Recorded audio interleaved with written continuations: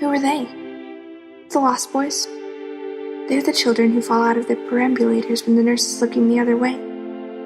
Oh, what fun it must be. Yes, but we are rather lonely. You see, we have no female companionship.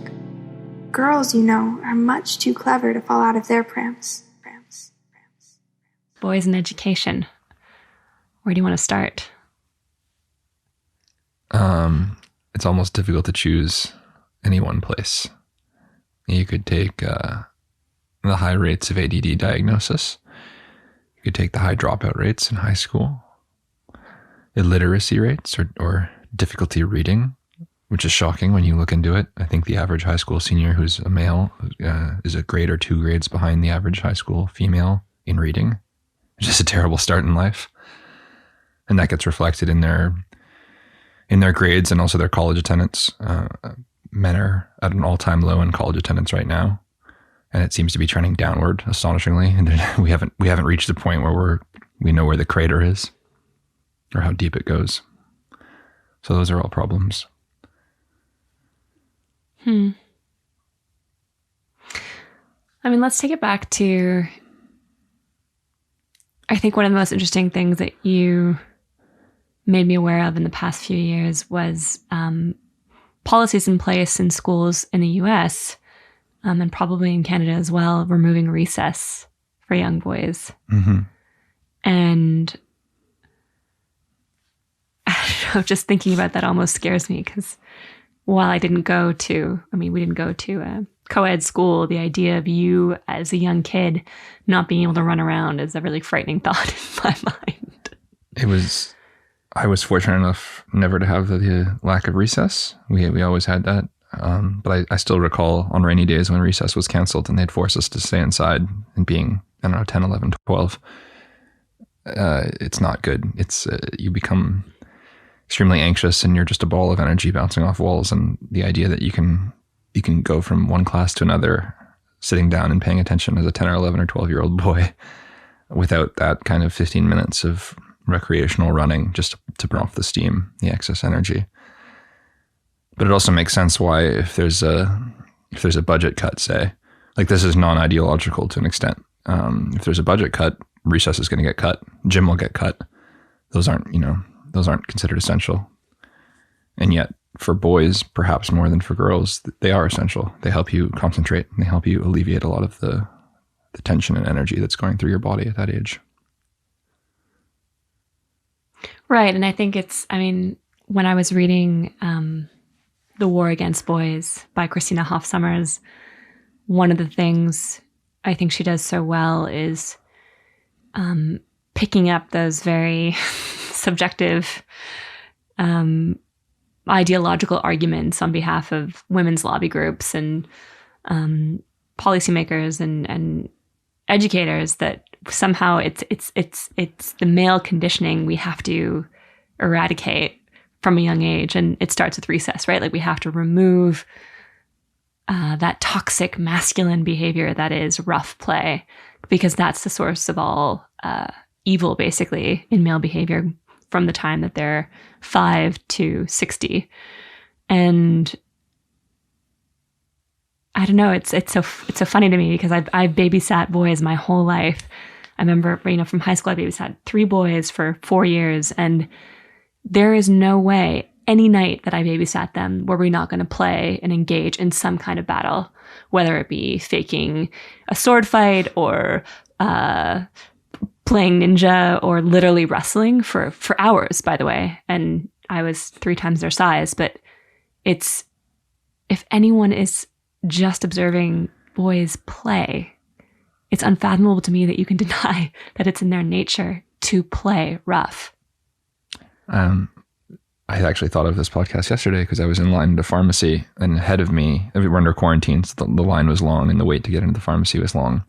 And ahead of me was a woman with a 10-year-old or 11-year-old boy, and he was not having it, sitting, like he could not just stand in line and wait, and he had to like run around and try to climb up the building, and to her credit, she kind of just let him. And he was doing things that were, I guess, could have been dangerous. If he'd kind of tripped or fallen, he could have really hurt himself. But at the same time, he was totally under control with what he was doing.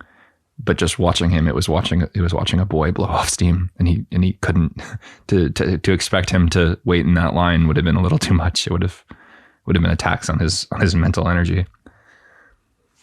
Right, which is, the other thing in terms of how boys play. It's an expenditure also of mental energy, right? It's like it's blowing off steam in its purest form physically, but also without that, in the absence of recess, then no kidding, your classroom must look like chaos if these boys can't go outside and play and run around and be physical with each other. Mm-hmm.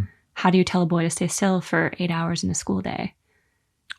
That's the point Christina Hoff Sommers makes in The War Against Boys, is the default student is treated as female now. And so anytime young boys have difficulty sitting still or are disruptive or kind of not playing nice in the classroom, it's often pathologized.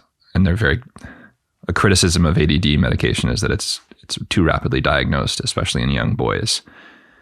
And I went to an all-boys school, and I saw the variation between the teachers who could handle having an all-boy classroom and those who could not. And it didn't split by gender. We had women teachers who were very good at keeping the boys on lockdown, and then we had male teachers who were not good at it. But you really had to have kind of heavy hand with them, and you kind of had to accept a certain amount of rambunctiousness or playfulness, or we were not going to be kind of obedient, putting our hands up, sitting still 24/7. Which is, what it was like being in an all-girls school. I mean, besides like one or two rebel rousers, there was really just a bunch of girls raising their hands, being polite, getting along, and running outside in recess and coming back indoors and more or less trying to excel. I can see why teachers like female students. And I think it's harder to like male students on average, young boys. Well, that's another thing Christina Hoff Sommers points out in her book too, is how grades are skewed towards good behavior.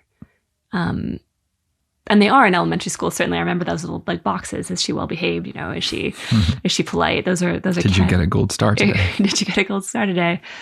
And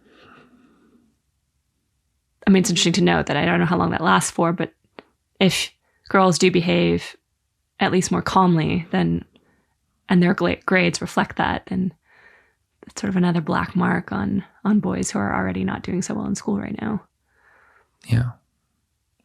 And interesting, her lens, her approach to that book is that the core tenet of the ideology that's working its way through educational policy is that there is no basis to distinguish biologically between boys and girls, that the differences you observe are socially constructed, and if they're socially made, they can be socially unmade. And I think it's an astonishing position to hold to me, having been a young boy, and I remember very well what puberty was like. And I know puberty is difficult for women too, but it hits them in different ways and they behave differently. I remember being a bundle of energy. I remember almost literally bouncing off walls. And in our own home, I would just jump around trying to touch the ceiling when I was 10 or 11 or 12. I remember that drove me nuts. Yeah, I think there are still handprints on the ceiling from when I finally managed to do it a few times. And one of the interesting examples she gives of how that policy can be very destructive is in reading, where she points out that the reading lists now, the mandatory reading lists, are sort of skewed towards books that women are more likely to find interesting and take less into account the books the men might find interesting, the boys. So like adventure novels or kind of more serious, not more serious, but less fiction and more kind of facts and biography. Biography seems to appeal to young men. Those are out. And the books that are in are less likely to captivate a boy's attention. And if you're 11, 12, 13 and a boy and it's not getting your attention intrinsically, you're probably not going to spend much energy. It'll be an uphill battle getting you to read. And we don't want that, right? Presumably we want children to have an easier time reading rather than a harder time reading.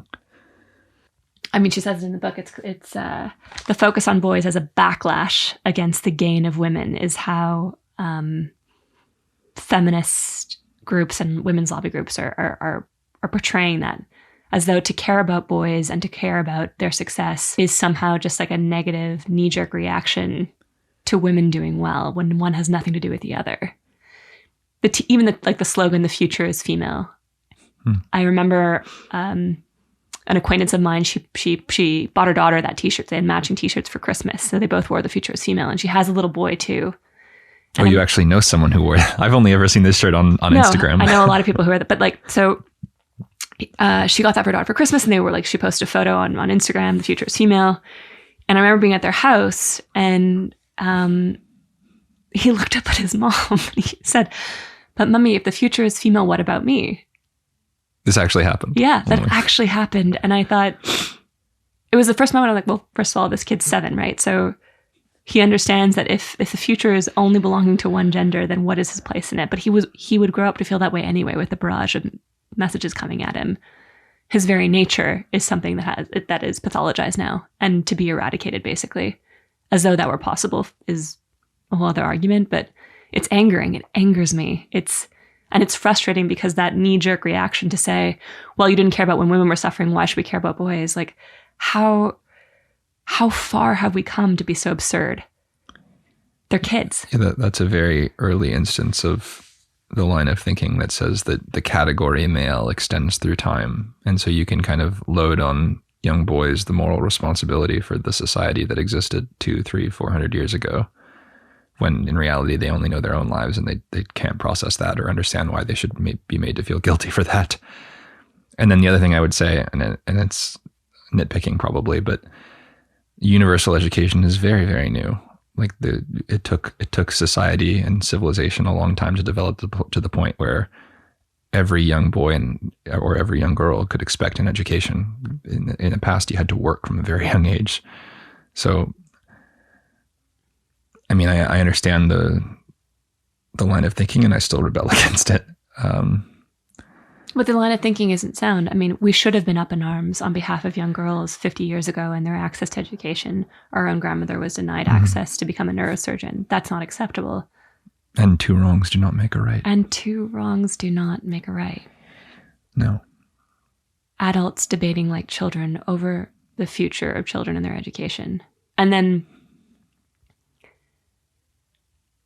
I don't know, I guess it's also, there's something very painful about watching a parent try to, and they do this for girls as well. I mean, I have also acquaintances who have children, friends who have children who, when their daughters pick up a doll, they're disappointed in them.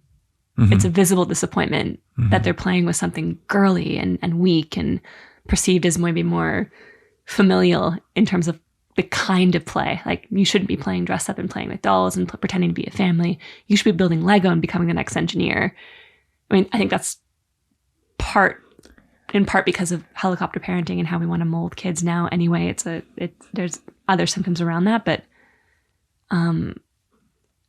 there's something very disturbing and very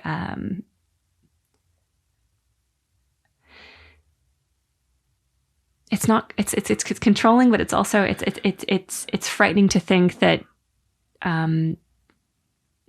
that we now think that that our ideology is such that we think we can actually mold and shape and reshape gender identity in young kids.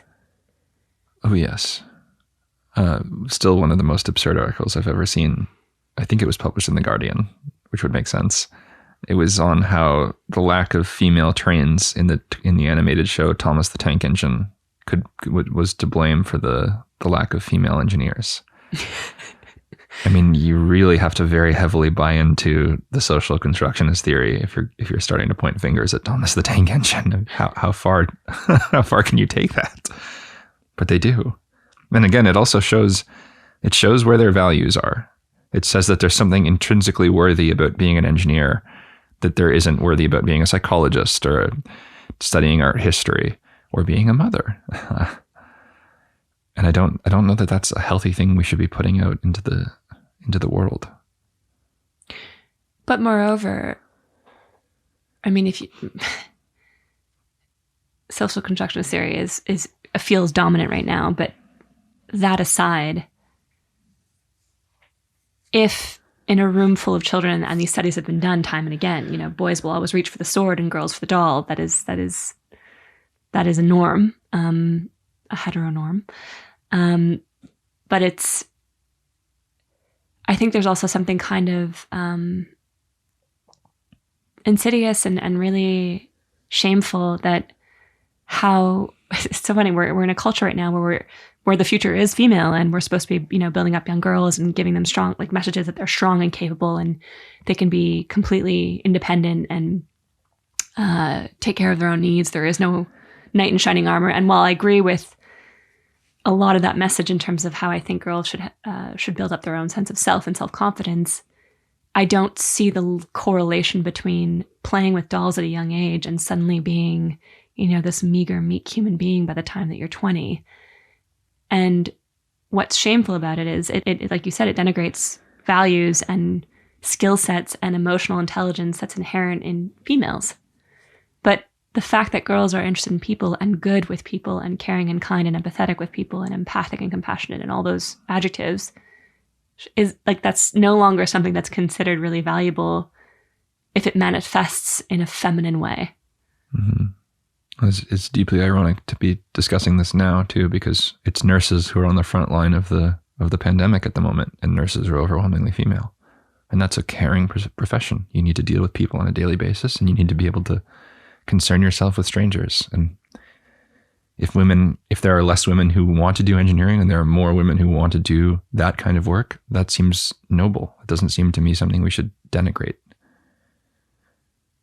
But I guess engineers are paid more, so. But we're very far afield from education.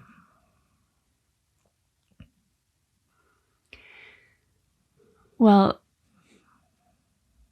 on the line of toys and gender neutrality in toys, the other thing that is absurd is gender neutral, that whole idea of being gender neutral in preschools in Sweden, and that parenting trend in schools. If we're just sticking to elementary school. Bourgeois parenting trend, the gender neutral parenting. Those who can afford to be gender neutral. I swear, if my daughter ends up studying psychology, it's not my fault. I did everything I could to be gender neutral raising her. God forbid she should have her own interests that reflect who she is. I don't know where she got interested in art history. It must have been the patriarchy smuggling that into her, into her interests. But if we take away, if to stay on this line of thought, if we take away the toys boys play with, if we take away how boys play too, we should talk about, because we said they were high energy, but there's boys wrestle. I played murder ball in the 3rd and 4th grade, murder ball, and it was fun and I enjoyed it, even though it hurt. That's just not something you will see at an all girls school, murder ball, and that's if anything, that's sensible. Girls are probably that's probably a credit to them that they don't play murder ball among each other. Right.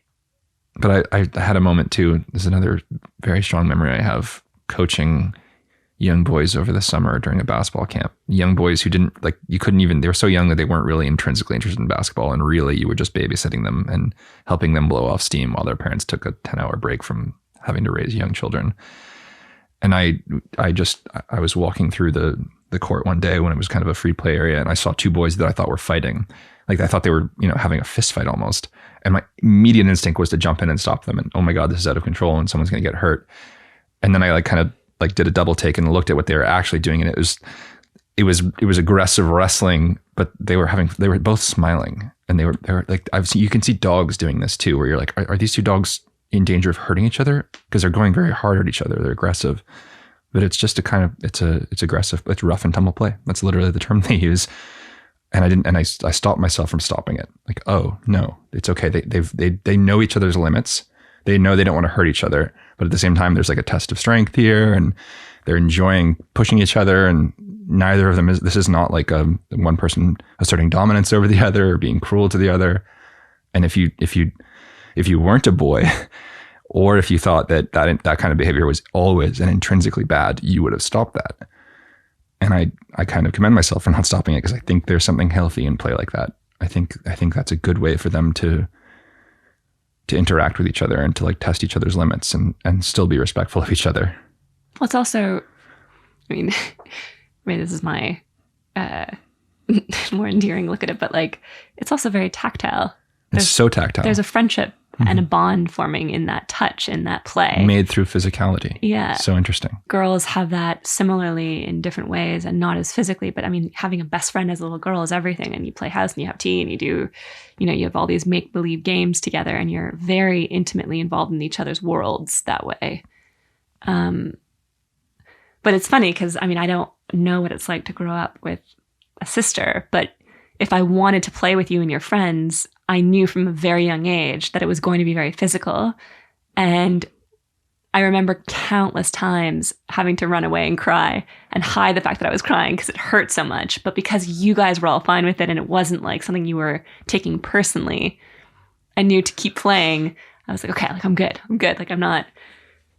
And I really attribute that, like, I don't know, for me personally, playing sports, that's why I think I love sports as much as I did. And I grew to love sports as much as I did because I had a big brother who was playing them. And I learned how to do the rough and tumble thing very young. And so by the time I was getting rocked around in basketball and rugby, like it didn't matter. But what is so funny is from a girl's perspective, like I remember also countless times where you were just wanting to wrestle with me to get out energy. And I took it so personally, like, why would he hurt me? Why would he hurt me? I'm here. I love you.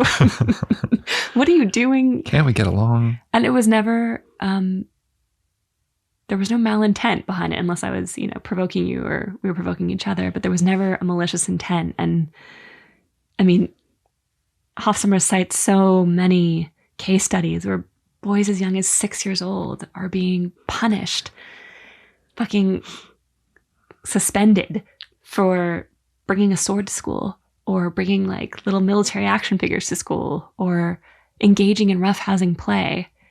And the leap from that is, well, these are the men that end up beating their wives. One of the more absurd ones I remember, I can't remember if the little boy chewed or just kind of molded a piece of toast into a gun. It was pizza. Pizza? Yeah, into a gun, and he was pretending to shoot it around. Oh my God. And that, I don't know if that was a detention or a suspension. It was severe punishment. Right. But the underlying thought is like, this is like step one to him becoming a school shooter. And if you like, if you treat boys that way, if you're so suspicious of them from such a young age. I'd be curious to see hear from a young boy what it feels like for him. I don't know if he'd be able to articulate that, but it's a huge denial of self. Well, I've seen interviews with the parents of boys who've been punished that way, and they're just livid. Like, what are you talking about? Oh, or the son drew something graphic. He drew a gun, or he drew blood and gore, which everyone in my all boys class, if we weren't drawing mazes for some reason, I don't know why we became obsessed with mazes at one point, but we drew guns, we drew arsenals, tanks. We loved we had tanks with like 10 different rocket launchers. Remember that video game Tank where you like launched a rocket to like bomb the other thing? The exact other thing I was going to say on this subject is the games boys, like this was the hysteria in the 90s after Columbine. There was like a real scrutinizing of video games like Doom, first person shooters. They're so bloody and violent. They're murder. Oh, that was the term people use. They're murder simulators. And boys love, I mean, who doesn't, you do not know a boy between 18 or a guy 18 and 35 who doesn't love violent video games. It's one of those ways that we like, it's amusing to me that we say this is all socially constructed and yet much more men than women gravitate towards these very, very violent, very competitive games. And do you think, I mean, just to go on a mini tangent here, but you said, if we don't allow boys to play that way, if we take away those toys, if they're being punished for innocently playing the way they would normally play as boys, what are the consequences of that? Is that breeding ground for someone behaving too aggressively outside of the bounds of play? Is that, I mean, I think even then it's like, to treat boys as though they're something to be afraid of is also to give them some kind of ideological power in society to say that like this, A leads to B and inevitably like someone dies by playing these video games, by drawing these pictures, by taking up that sword. You're just like a ticking time bomb of violent shooter. Right. And imagine the guilt you're freighting on young boys to say, "Oh, well, you drew that? What's wrong with you? Yeah. What does that say about you that you like violent video games, that you like to play Doom, that you drew a sword or a gun?" Well, what does it say about young boys? What do you think that is about? Oh, I think there's an attraction to violence and to competitiveness that's innate to boys. And I don't think it's certainly the case that they need to be socialized in a way that they can get that they can channel that temptation, that inner attraction to those things in healthy and productive way. I think that's one of the things football does for young boys all over the Western, well, in America and in Canada. And I think soccer does that in Europe. It takes all of those instincts, those competitive instincts, that aggression, and it channels them into a game that has rules and where you have to be cooperative with your teammates to succeed. Football was not a thing in my school until high school, until grade 7 or grade 8. And I still remember the change in character in some of the boys who picked, they gained confidence in themselves that they didn't have before. And you had to learn how to hit and be hit. And that going through that was psychologically helpful for them. It gave them confidence. It took little boys who were some of them the more awkward or introverted or shy, and it put them in an uncomfortable situation, put them in pads and said, okay, you're going to go hit this person now. And it's okay. You're allowed to do that. In fact, you have to do that to win the game. And then you also have to be hit and learn to take the hit. And that toughens you up in a weird way. It does. And also it brought us together as a class to play. The people who played football, our team was, if our graduating class was 60 kids, it was a very small school, 35 were on the football team. So it's almost half the class, or more than half the class. We were closer for that experience. Because in football, you have to rely more than I think any other sport. If you're the running back, you have to rely on your line to block for you. And if they're not blocking for you, you're going to get crushed. So you become dependent on other people. And football breeds that. And I think that's one of the ways, and I think that's one of the reasons it's so popular in America and it's so sanctioned, is that it's a good way to socialize young boys positively. And we're on the verge of losing football too because of the CTE. There's so much concern over what it's what's doing to brain. Right. Well, that's another legitimate, sure. But I'm just saying if we lose that too, you're gonna create other problems that you didn't foresee because you forgot that young boys need to be socialized positively. Those energies are going to come out one way or another. But it's funny because what you and I might call being socialized positive, like positive socialization for boys, for me, is letting them experience themselves, their biology, their hormones, their testosterone, and getting in touch with it and knowing how to harness that testosterone. And control it.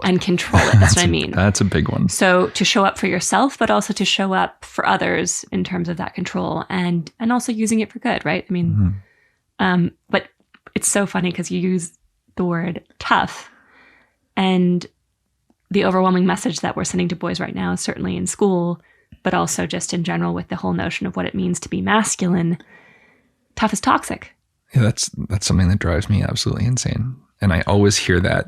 I've never heard that from, I have a group of friends who are very wealthy and well-educated, and I have another group of friends who are not well-educated and not wealthy, and I only ever hear that line of thinking from the wealthy, well-educated friends. People whose parents work in air-conditioned offices. Oh, toughness, that's part of toxic masculinity. Well, we have, if you just look at the economy, like we have people working in oil fields. Have you ever looked at an oil rig on the ocean? It's terrifying. And when you see the waves hitting this thing, I mean, you have to be tough to work on that. You have to be really, really tough. And society doesn't really, they want their oil. They don't give a damn. Most of life for most people still requires toughness. And it's not that I obviously don't think that being able to talk about your feelings, I'm not trying to denigrate that. That's certainly important. But so is toughness. So is being able to be stoic and kind of bear your burden. But also one does not deny the other. No, I don't. Exactly. I agree. But there are people who are working in conditions where, you need to be tough to even take the job on. You really do. But fishing is one of those jobs. But also life, regardless of your class status, and this should be true for women too. Like life is fucking hard. Life is hard. But I think so many toughness doesn't have to manifest itself physically at all times either, right? Like I don't think it doesn't manifest itself physically in the modern world. I agree. Even for people who work in really difficult jobs, there's psychological ways to be tough. But that you just hit on something that I think is like the number one source of our modern malaise is just life is a little too easy. We've made things so comfortable that we've forgotten some of the virtues that are necessary when life isn't tough. And for most of history, life was tough. I don't know if you've noticed, the complaints of the social justice warriors have diminished, or at least they're a little quieter now during these COVID times. Yeah. Now that people have real life financial how do I provide family, feed myself, feed my family concerns somehow or other. Oh yeah, this is how Everyone's most being- of the world lives Oh yeah, today exactly. and throughout history. And throughout It's history. where am I going to get like money to put food on the table tomorrow? Yes. Got to think about that. And shelter and provide. Yeah, that really gives you some perspective. I mean, now we're way off topic, but to head back into... Well, I can bring us back on topic with an unpolitically correct point, which is that when those times get tough, all of a sudden you see which positions are essential and which are inessential. all the yoga teachers who've lost their jobs. Oh, there are a lot of asking for yoga. donations There are a lot of online. yoga teachers who, yeah. Part of the idea behind the gender neutral education is that we shouldn't be training men and women for specific roles in society. That is inherently bad. And even as we say that, we accept that certain jobs are always going to be done by men. Always. There's never ever going to be any kind of push to get women into fishing or long haul truck driving or agriculture or mining. So it seems like a giant hypocrisy to me that we're not allowed to talk about at all. That we can go on accepting massive disparities in who does these jobs. And these are essential jobs in the sense that they feed people. They put food on our tables. But we're also supposed to say, well, but education is supposed to be completely gender neutral, and we're not really training people for specific roles. It seems to me a bourgeois criticism. It just totally disregards people whose labor is physical, and they're still men, and they're probably always going to be overwhelmingly men. Yeah.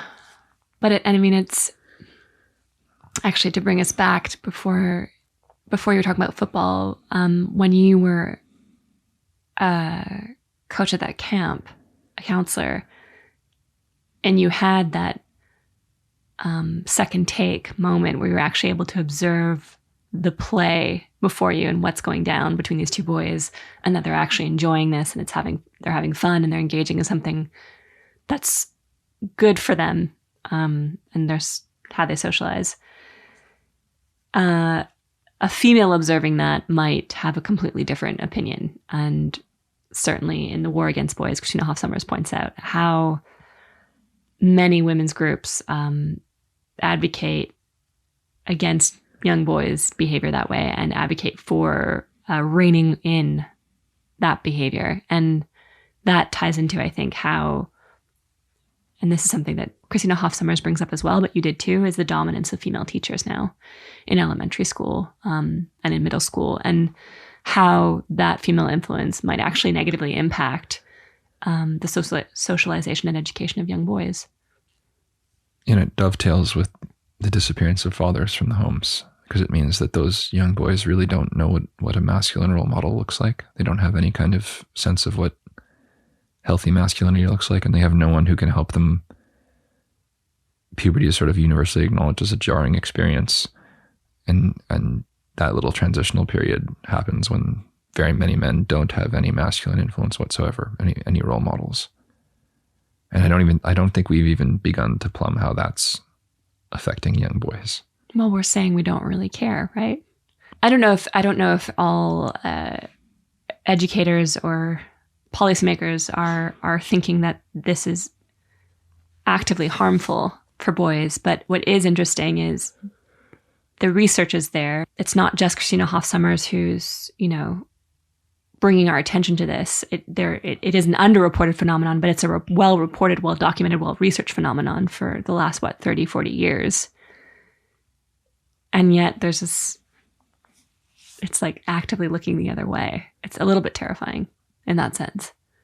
Well, the amazing thing is we now have international data. I think Christina Hoff Sommers speaks about this. So does Jordan Peterson. We have data from schools across the Western world, from universities across the Western world.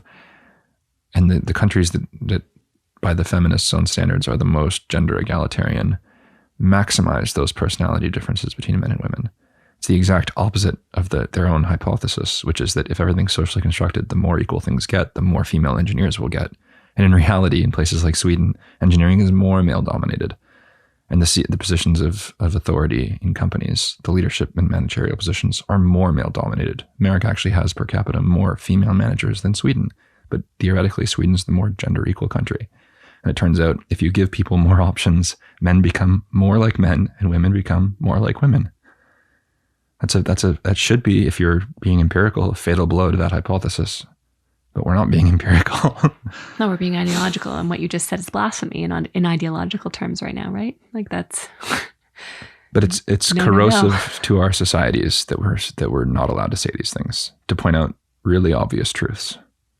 This is why we're doing what we're doing. That's what we're doing, yes. And it is, well, and also the misdiagnosis of ADD, I think, is also quite frightening. Like when we're actually starting to medicate boys to try and remove how they play from their coding is, I mean, who knows what the long-term consequences are of that.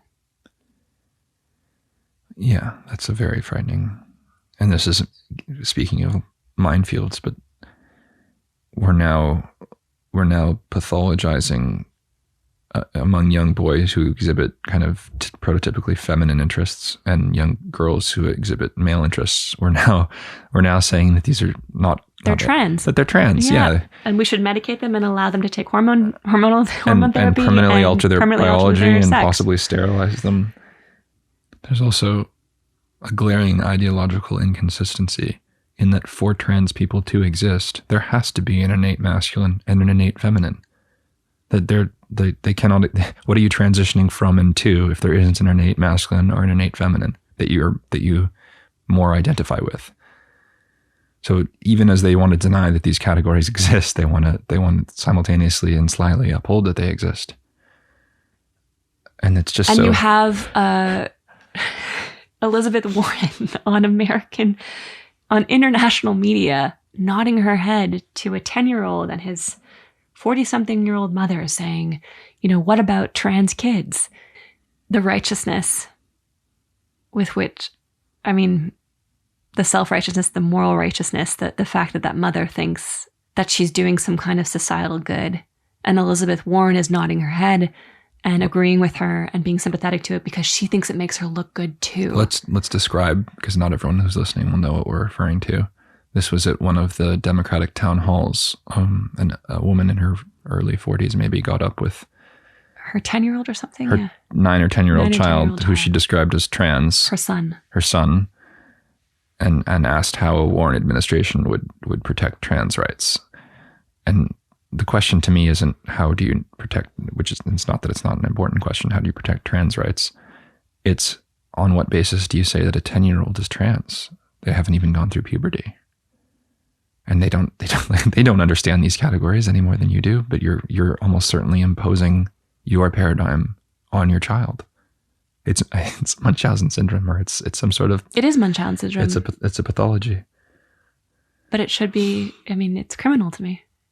I think it's child abuse. I think it's absolutely child abuse. Yeah. Well, I think we'll get more controversial. I think the very idea of gender neutral parenting is child abuse. I think there's a reality that if you're supposed to prepare you're supposed to prepare your children for reality, to contend with reality. And if you deny that reality exists because your ideology says it doesn't exist, and you don't prepare them for reality, you're being abusive towards them. You're ill-equipping them to face life.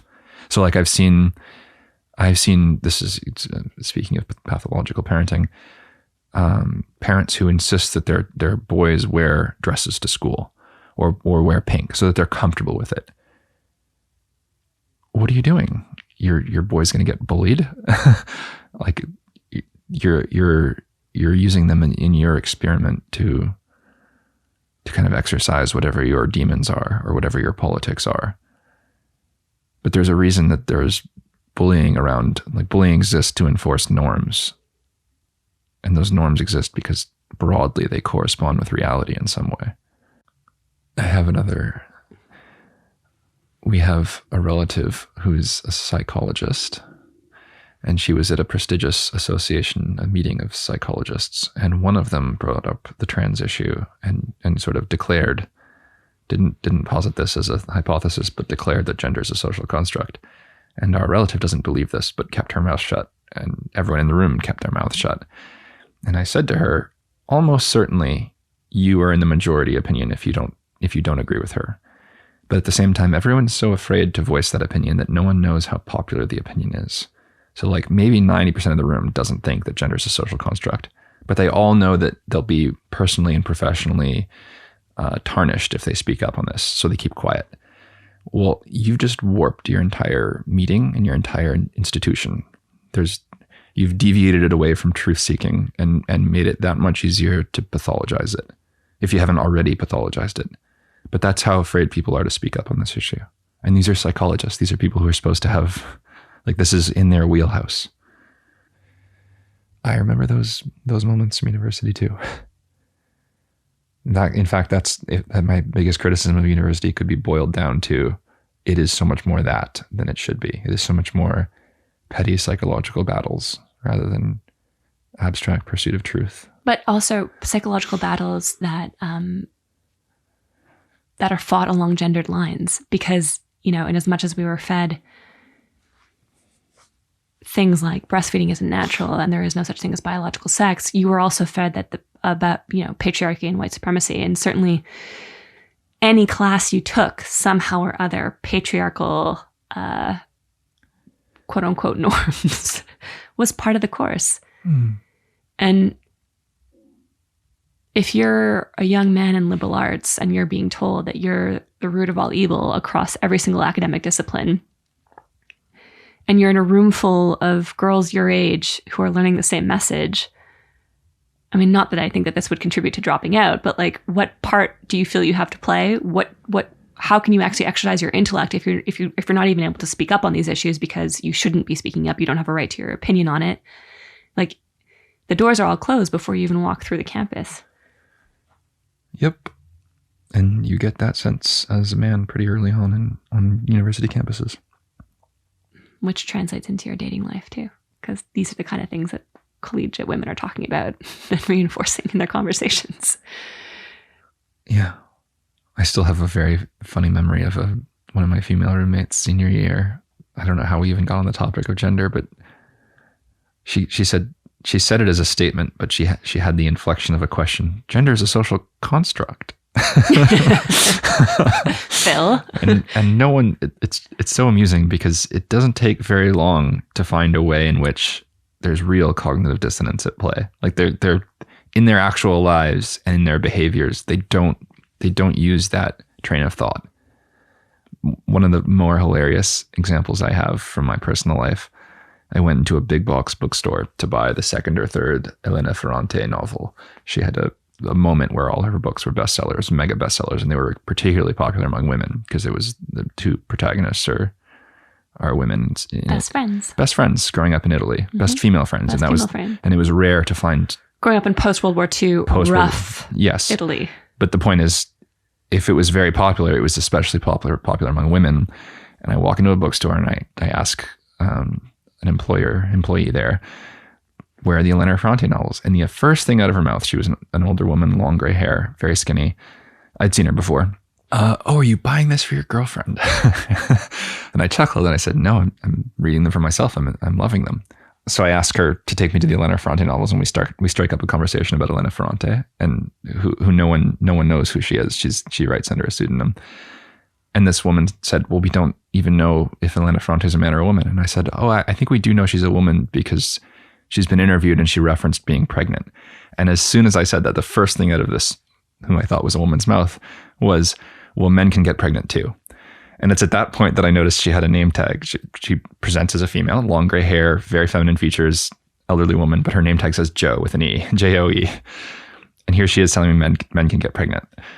But when I walk in the store, she stereotyped me as purchasing this book for my girlfriend. Oh, the irony. So I'm supposed to accept that men can get pregnant, but not that they can be interested in Elena Ferrante novels. It's just so astonishing. And also so insulting. And so absurd. It's so fucking absurd. It was a moment of absurdity. Yeah. And what do you say to that? Like, oh, yes, sure. If you say so. Whatever you say, Joe. I don't take birth control though. And I'm not concerned about getting pregnant. It's funny how that happens to me. So, I mean, Christina Hoff Sommers presents some solutions. I feel like we give her a big shout out. It's so funny that I think she's so brave. I mean, not funny. She is brave and admirable and super smart and well, there's an amusing contrast between how hated she is within academia and the media and how beloved she is on the internet. Yeah. But also it's so funny, like as I read her and when I watch her videos and who was the guy who gave a TED Talk who used to be, sat on the board of Warren Farrell. Warren Farrell, right. And he sat on the board of which? Now, National Organization. So he was once the chairman, right? Mm-hmm. Twice, I think, chairman. Which is, I guess, now impossible that a man could be a chairman of a women's... It's a women's lobbyist group? Yes, a very powerful one, too. A very powerful one, right. Mm-hmm. And they hate him now. But... well, they pretend he doesn't exist. Right, but what I find so astonishing is in reading her voice and in watching her speak online and in just... I mean, I follow her on Twitter and Warren as well. I mean, the nicest, sweetest man.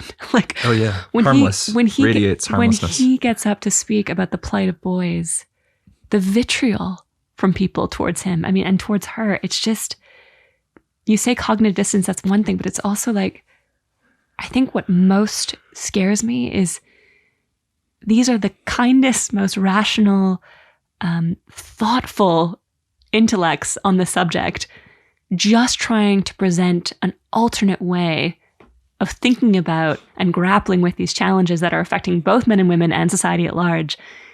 And they're completely dismissed and worse. I mean, they're rejected. Mm-hmm. They're called the worst names. Well, one of my blackest moments was, I think it was at the University of Toronto. They had a protest of Warren Farrell. But just to watch that treatment of him, and by people who were so assured that they were morally on the right. Yeah. And that they were facing off against someone that was just beyond the pale. It's so interesting to see how quickly people can fall into that self-assurance. And terrifying. Because if you can think that of him, you can think that of anyone. But I also, I mean people do, right? I mean, we're not, there is no reasoning with or discussing with those people. And that is not something we want to take on anyway. But I think if anything, especially when it comes to how we think about and look at and engage with young boys, encouraging people to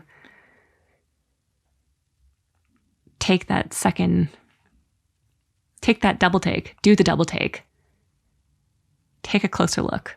How are they playing? Why are they playing? What do they need? What do little boys need right now? I think maybe one explanation for how this has gotten as far as it has is that there's just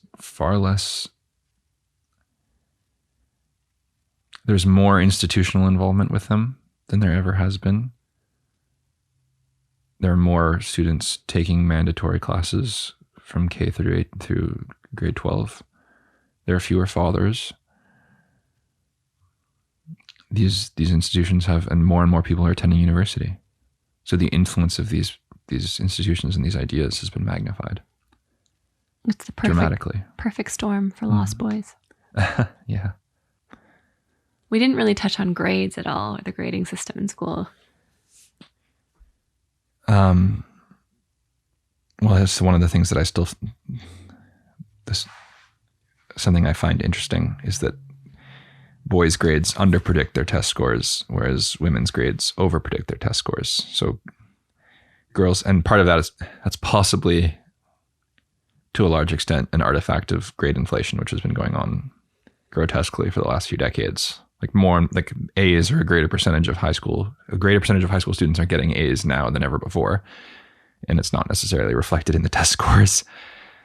But that seems to hit boys harder than it hits girls. And I think probably that's partially an artifact of how they behave in classrooms, that boys are kind of penalized for their acting out. Possibly it's also related to homework and kind of smaller assignments that boys are less likely to take seriously. But it's interesting that when it comes to the tests, the performance expectations reverse. I'm not sure how. I mean, people have made a case that that's evidence of discrimination against boys in school, and maybe it is, but it's interesting. And because grades are factored into college attendance as much as something like the SAT is, it's probably having some kind of effect on attendance in higher education. Well, what else? I mean, I forget the line. I wanted to quote it directly from Christina Hoff-Sommers' War Against Boys, but essentially it's like men make up the geniuses and the idiots, right? That's something that's very controversial to say as well. There's a Camille Paglia line about there are more male Einsteins, male geniuses, because there are more male Jack the Rippers. What's like a counterbalance? That they're more they have greater representation among the extremes of personality. Yes. And yeah, but not because one does not beget the other. I think it does. In a way, well, there's a common reason for that. Huh. A common source of so there's something called the greater male variability hypothesis, and it's true cross mammalian species, that women's traits tend to cluster towards the mean, and men's traits are. There is a mean, but the curve is flatter. There are more men at the extremes, and it's true for things like height. So there are obviously men are taller on average than women, but there are also actually more short men than there are short women, which is counterintuitive. But it is interesting that, men typically, the men who actually show up to do the SATs score higher. Well, this also could be because more men drop out and don't even. So like men who are going to drop out don't reduce the SAT test score average for men because they're not even going to bother taking it. Right, but it's also interesting that their grades don't necessarily reflect their high SAT scores. Like you could have a flunking student who aced the SATs. And I don't know if there's. I mean, that's a genius level person. I'm just saying, but there is like, I forget what the research was and where it was exactly. I'm trying to pull it up, but men consistently attain higher scores in both the math and verbal sections, though girls are well ahead in the added essay section now. According to the College Board, the organization that administers the SATs, the boys' better scores tell us more about the selection of students taking the test than about any advantage boys may enjoy. Fewer males than females take the SAT, and far more of the female test takers come from an at-risk category, girls from lower-income homes. But there is another, so this is Christina Hoff-Sommers, there is another factor that skews test results. Scores on almost any intelligence or achievement test are more widely distributed for boys than for girls. Boys include more prodigies and more students of marginal ability. It's a nice way to phrase it. And that's the way I like the way it was more kind. Yes. Yeah, there are more male geniuses and more male idiots. But the boys of marginal ability tend not to take the SAT at all. Mm-hmm. Something else to point out. The math and science gap. Well, I was going to say, in the context of education, there's a floor. You can flunk, but you can't do. No one grades below flunk really. Like you flunk, and then there's a ceiling. You got an A. But in life, there isn't really there's no limit on how much money you can make. So, for example, in high school, at my high school, I was never in the top 10% of math. But until we started differentiating between high math and regular math, I had the same grades as all of the guys who were in the top 10%. We all got A's. And then all of a sudden it was like, okay, if you take this test and do really well on it, you can go into calculus way before anyone else should go into calculus. There were maybe like 6 boys in our grade who did calculus that early. I was not one of them. But up until that point, I had the same grades as all the geniuses in math.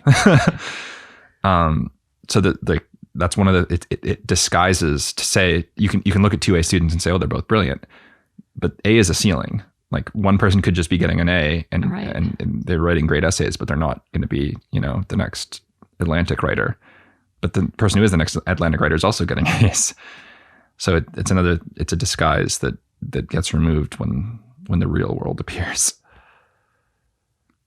The ceilings and the floors are taken off, and you can flunk worse in real life than you can in school, in the same way that you can succeed more in real life than you can in school. But if we're already not catching those who fall in school, then it's no surprise we have an opioid crisis on our hands outside of school. Cause and effect.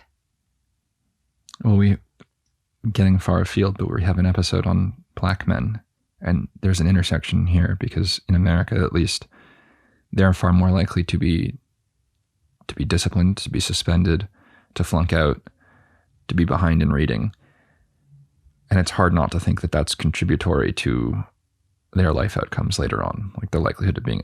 So the left often describes that as a school to prison pipeline. And the assumption, which I think is very much an assumption, is that they're not really acting out at higher rates, but it's the teacher's racism that's leading them to punish the boys, the black boys, worse. No one says that if boys are suspended more than girls, that's sexism. But that's something we're going to have to talk about at some point too, because that's a legislative issue too. Like California has recently, they've banned suspensions, I think until grade 9 or grade 10, which means that the most disruptive boys stay in the classroom. And that's going to have, boys can be very disruptive. And if you take away the ability to punish them, your classroom decorum goes to hell. Yeah. And everyone who's behaving is going to pay the price for that. And no one's learning anything. Right. But but when we get to the episode on Black men in America, one of the things I would like to ponder out loud is whether or not they act out in the classroom more because they suffer a greater absence of fathers in the home, an exponentially greater absence. Actually, it's more than double white boys in America.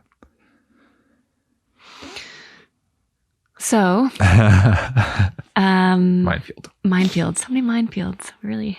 All minefields. All the minefields. Mm-hmm. The Minefield Podcast. Tune in next week. From your vantage point as a man in his early 30s with deep concerns for what we're calling the Lost Boys, for this phenomenon, what do you think should be a takeaway from the conversation we just had and the things that we've been reading and the things that are in circulation and are available to people should they want access to more information and other viewpoints on this subject? I would actually say that the simplest thing I could say, which is that if your ultimate aim is equality, then perversely all of these negative trends among men help you out. And you should think very hard about that, because it says something very negative about your values. If for example, men drop out in higher numbers and they attend higher education in lower numbers, as bad as that is for men, it's good for quote unquote equality in the labor market, because there are more women applying for certain positions than there are men. And all of a sudden women's share of total income goes up. And so you get more equality. But it's not an equality that was born of uplifting women. It was born of denigrating men. And that says something very dark and ugly about people who claim to be for equality, if something so negative can actually end up as a positive for their ideology.